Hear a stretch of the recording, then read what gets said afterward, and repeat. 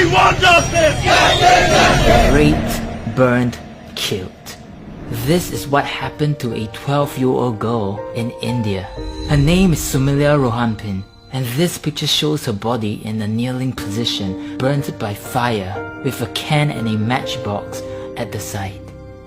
And as you can see, what happened to her was very disturbing. So much that I had to blur out this image so that you won't be shocked. And what's even shocking is why she was killed in the first place. You see, Sumila comes from a poor family, and in order to get her education, she had to work as a maid for these two men, who promised to give her the education she wanted. She wanted to study, go to school, and have a future.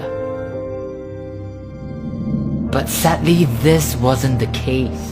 Because these two men not only not give her the education she deserves, but instead she had to work day and night for 4 years. And she wasn't even allowed to go back home then. And finally, when she fought for her voice and wanted to go home, the two men killed her by burning her to death.